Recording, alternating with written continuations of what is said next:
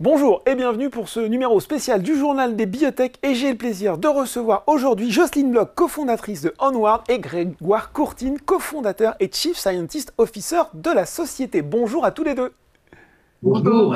Alors, si vous ne connaissez pas Onward, vous avez peut-être vu dans les médias le fruit de ces recherches qui permettent à certaines personnes paralysées de recouvrer l'usage de leurs jambes. Grégoire, peut-être en guise d'introduction, Grégoire ou Jocelyne, on va voir, présentez-nous un petit peu votre parcours à tous les deux et la raison qui vous a poussé à créer Onward. Disons que moi, je suis neurochirurgienne, Oui. neurochirurgienne fonctionnelle, c'est-à-dire que je mets beaucoup d'électrodes dans le cerveau pour rétablir certains mouvements, typiquement dans la maladie de Parkinson. Et dans mon cursus, j'ai aussi fait de la recherche. Et en 2012, j'ai rencontré Grégoire qui venait à peine d'arriver à l'école polytechnique. Moi, Et je suis c'est un là- neuroscientifique. Mhm. Donc, j'avais fait que de la recherche sur les rongeurs, en fait, Oui. où on a fait des thérapies à base de stimulation électrique de la moelle épinière pour réactiver la moelle épinière et donc rétablir la marche. Oui. Et là, quand j'ai rencontré Jocelyne, je lui ai dit, maintenant, faisons le saut vers les êtres humains. Eh oui. On avait toutes les compétences, lui, la neuroscience, l'ingénierie et moi, la neurochirurgie, pour pouvoir mettre en place des études cliniques. Et puis, donc, très rapidement, on s'est rendu compte que pour maîtriser notre destinée, on avait besoin d'avoir notre propre compagnie. Au début, on a collaboré avec des grandes medtech et on s'est rendu compte que pour vraiment développer un traitement, on avait besoin d'une start-up. Et 2014, Onward est né. Bon, la création d'Onward en 2014. Vous l'avez évoqué un petit peu, mais il faut revenir à la fois sur les technologies développées par Onward et surtout finalement qu'on comprenne bien à quel type de patients peuvent être concernés par vos solutions et puis surtout quelle est la taille de ce marché finalement. Donc l'idée, c'est que normalement, le cerveau communique en permanence avec différentes régions de la moelle épinière qui vont contrôler des fonctions neurologiques, comme la marche. Et quand il y a une lésion de la moelle épinière, la communication est interrompue.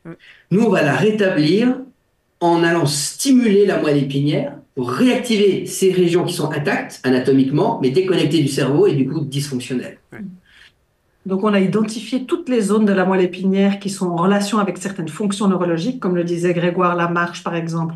Et on va stimuler la région de la moelle épinière qui stimule la marche spécifique. Les problèmes d'hypotension liés à la paralysie, c'est aussi une autre région. On fait pareil, on met des électrodes à l'endroit qui rétablit la pression. Donc, on a vraiment identifié les mécanismes qui nous ont permis ensuite de développer des thérapies précises. Ouais, c'est la grande force d'Onward, en fait. C'est basé sur une compréhension extrêmement pointue de tous les circuits neuronaux qu'on va aller stimuler et moduler avec nos thérapies. Alors combien de personnes pourraient bénéficier de cette technologie par exemple en Europe? Vous avez un chiffre en tête?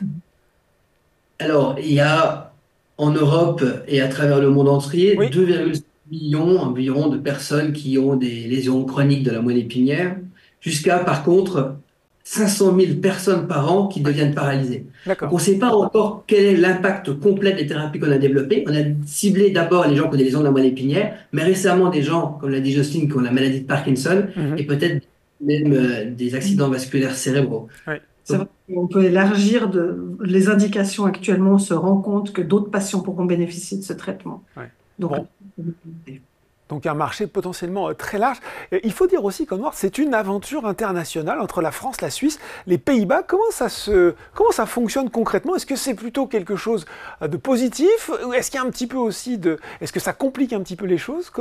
Quelle analyse vous faites de ce positionnement? On le voit plus, nous, comme une opportunité. On a été chercher des compétences là où elles étaient, sur des campus techniques, sur la connaissance scientifique qu'on avait ici en Suisse, connaissance technologique à Amsterdam, et puis aux États-Unis, parce que c'est le grand marché, forcément, qu'il faut cibler. Puis la France a beaucoup de collaboration aussi parce qu'il y a une partie technologie que les Français ont développée qui ont pu être complémentaires à la nôtre. Bon, donc effectivement quelque chose qui apporte de la richesse, des compétences qui arrivent en complément les unes des autres. Alors, dans le journal des biotech, on connaît bien le développement clinique d'une biotech, les essais de phase 1, phase 2, phase 3. C'est peut-être un petit peu moins le cas sur le parcours réglementaire pour amener ce type de technologie que vous nous décrivez sur le marché. Ça passe souvent pour des medtech par l'obtention du marquage CE. Aujourd'hui, est-ce que vous pouvez nous dire où en sont vos développements et quel délai finalement vous auriez avant une autorisation de mise sur le marché d'un tel dispositif? Oui, bien sûr, c'est vrai qu'il n'y a pas ces phases 1, 2, 3 comme on a en pharmacologie, par exemple. Oui. Là, on parle vraiment d'essais pivots. Oui. En fait, pour démontrer la sécurité, l'efficacité de nos thérapies. Donc, on a complété le premier essai pivot pour la stimulation cervicale. c'est-à-dire pour améliorer la fonction des membres supérieurs, des mains et des bras. Et donc, la première mise sur le marché, ce sera ce produit. Donc, on s'attend à envoyer ce produit qui s'appelle ARC-IX, la demande à la FDA durant le courant de l'année, et puis d'avoir faire le marquage CE l'année prochaine. Ça veut dire qu'on sera une compagnie qui va générer des revenus déjà au courant de l'année 2024, et puis qui va encore augmenter au niveau de l'année 2025. Bon, donc une demande qui arriverait rapidement sur le marché.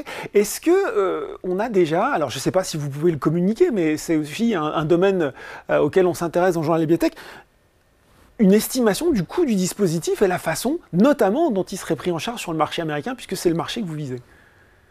Voilà, bien sûr, c'est toujours un peu hypothétique. Aujourd'hui, on va proposer un prix. Le prix de lancement, c'est plus ou moins dans les 25 à 30 000 euros par système aux États-Unis.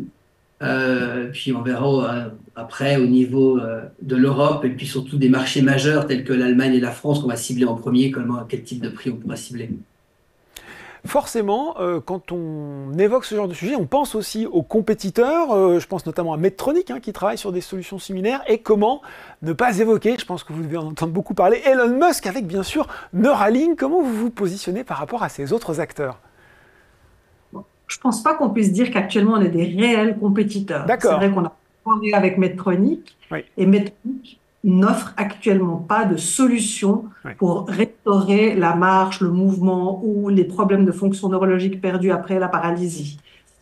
Quant à Neuralink, vu que vous l'évoquez, tout le monde en parle. Forcément. C'est clair qu'il y a aussi un intérêt pour enregistrer les signaux cérébraux. Ça fait partie un peu de l'essai qu'on a fait sur le pont digital. Pour l'instant, ils ont uniquement implanté une puce sur le cerveau dans la région qui enregistre le mouvement. Et puis, ils ont corrélé ce signal avec un mouvement, un curseur sur un ordinateur.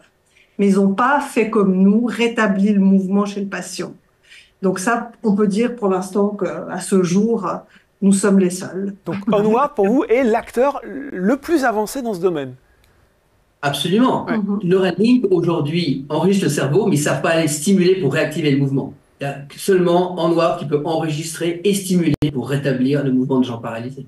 Bon, forcément, dans le journal des biotech, on fait toujours aussi un point sur les finances. Quel est aujourd'hui votre horizon financier, l'état de votre trésorerie, et quel développement, finalement, il vous permet de couvrir jusqu'à ces demandes que vous allez faire aux États-Unis et en Europe?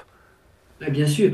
Donc, l'histoire d'Onward, c'est 2021, la plus grande introduction en bourse de l'histoire en Europe des medtech, en pré-revenus, qui nous donnait un financement de 3 ans.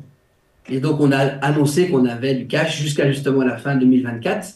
Et on compte encore même renforcer notre situation financière dans les prochains mois. D'accord. De façon à tous ces développements. Donc de façon à arriver à couvrir jusqu'aux demandes d'autorisation que vous allez faire dans le courant de l'année prochaine, c'est ça? On pense aller jusqu'au moment où on sera vraiment sur le marché, c'est-à-dire une compagnie qui génère des revenus. Bon, on va se quitter là-dessus. Quel grand rendez-vous vous pouvez déjà donner aux investisseurs, aux actionnaires, peut-être futurs actionnaires qui nous regardent aujourd'hui et qui ont envie de participer à l'aventure Onward? Pour nous, Justine, c'est une année extrêmement excitante, 2024. Déjà, on vient d'obtenir notre 10e FDA Breakthrough Designation, justement pour le pont digital, qu'on compétition un petit peu avec Neuralink. On va, comme on l'a dit... On rappelle, Grégoire, rapidement ce que c'est la Breakthrough Designation? Oui, c'est une facilitation d'un dialogue avec la FDA, facilitation des discussions pour le remboursement aussi, etc., de tout ce qui est medical device aux États-Unis. Et puis donc, on va envoyer justement à la FDA le dossier pour valider notre système de stimulation, avec la première thérapie de Onward durant l'année. Et puis, ce qui est extrêmement excitant pour nous... C'est la partie implantable. Le neurochirurgien parle. Donc, c'est vrai que ça fait des années qu'on parle de stimulation de la moelle épinière et c'est la première étude pivot qu'on va faire là, cette année, qu'on va débuter cette année et qui nous permettra en fait d'avancer dans la stimulation de la moelle épinière pour le système autonome, pour la pression artérielle. Donc Josky a déjà implanté 14 patients avec le système Onward qui fonctionne très bien. Maintenant, il faut vraiment le valider sur des grands groupes. C'est ça, une étude pivot, c'est plusieurs centres cliniques, beaucoup aux États-Unis, quelques-uns en Europe, et puis qui nous permettront de valider la thérapie et de montrer qu'elle est efficace. Donc 2024, c'est vraiment l'année charnière pour Onward où vraiment on va exploser et changer de dimension au niveau notre impact. Année charnière. Une dernière petite question un peu technique. L'action, elle est cotée à Amsterdam, à Bruxelles, hein, je crois, et peut-être une cotation en France, ou pour le moment, vous allez rester sur ces deux marchés? C'est vrai que pour l'instant, elle est sur Euronext, puis on pense y rester, en tout cas pour l'instant, avec un désir potentiellement dans le futur d'aller aussi sur la bourse du Nasdaq. Oui. Et puis, bon, bien entendu, on sait qu'actuellement, les investisseurs français peuvent et doivent pouvoir acheter des actions Onward sur Euronext. D'accord. Et bien voilà, la belle aventure d'Onward, et on espère effectivement avoir des nouvelles hein, sur cette année 2024 qui s'annonce charnière. Merci beaucoup Grégoire Courtine et Jocelyne Bloch, les deux cofondateurs d'Onward. Merci beaucoup. Merci. Le journal des biotech, c'est fini pour aujourd'hui, mais on se retrouve dès la semaine prochaine pour un nouveau numéro.